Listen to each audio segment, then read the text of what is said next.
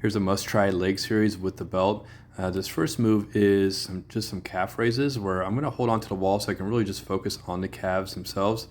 And then what I like to do is to walk on my tippy toes towards the wall, and then I like to walk sideways. So this just challenges the calves a little differently, really just feeling this all the way through my feet and my ankles as well. I've talked about this before, but make sure you guys train barefoot if you have the ability to, if this is in your home. Then I like to do these lunges where I'm not stepping. They're stationary lunges, but I like to do a narrow stance first, which is more glute, in my opinion, and quadriceps. And then when you go wide with your lunge, it's just more of a stretch, of course, but it's also some inner thigh when you throw in that long stance, all right, some groin area.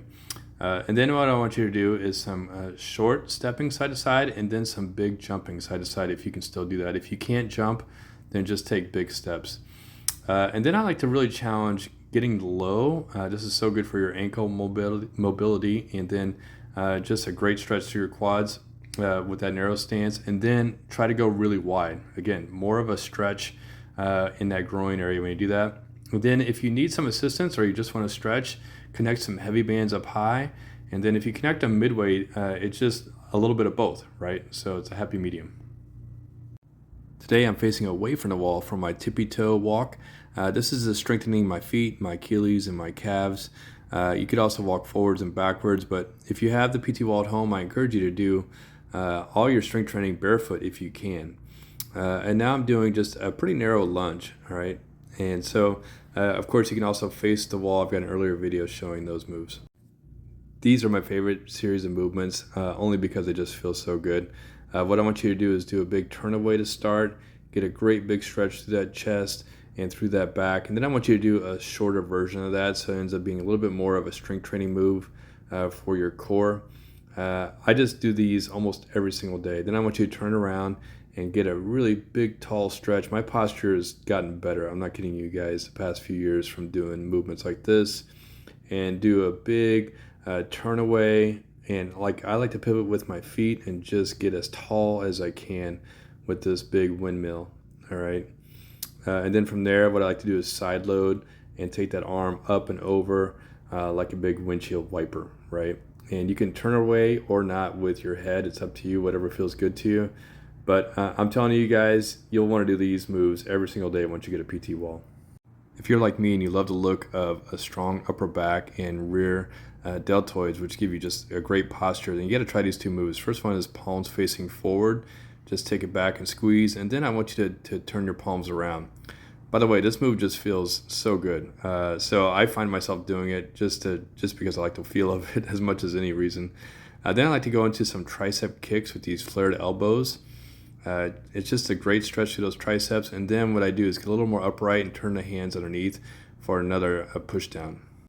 For years and years, I sat and laid to do a lot of chest exercises and shoulder exercises, and my shoulders were just always in pain. And the past 5 years, they really have felt so much better.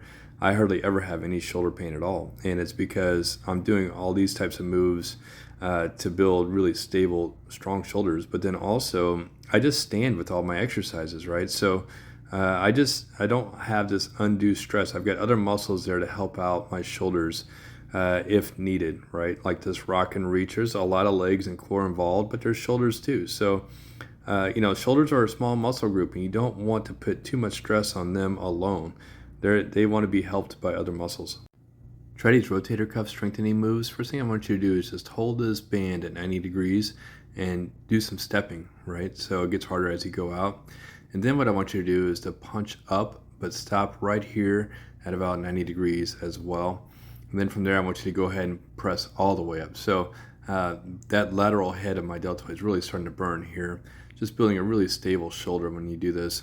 And then I want you to do the inside. Sometimes I'll go to the red band with this one because it's a little bit easier on the inside, and then press high from there.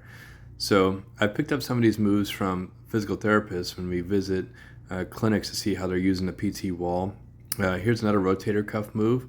Just going to pull the band down and hold. And then I like to do what's called an internal rotation from up high and just roll over the top right there. This is so good for baseball players and tennis players, of course, as well.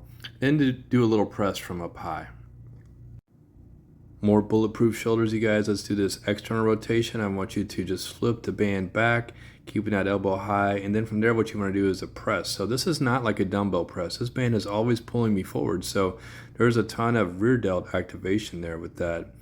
And then what I want you to do is to press towards the wall, keeping that elbow high some more. You're going to really get a great burn at this point with these three. Then I want you to lift that arm straight up, right? So a lot of front deltoid here, and then finish with a press from there. So good. And there's just such a compounding effect with all these guys. That's why it gets so tough.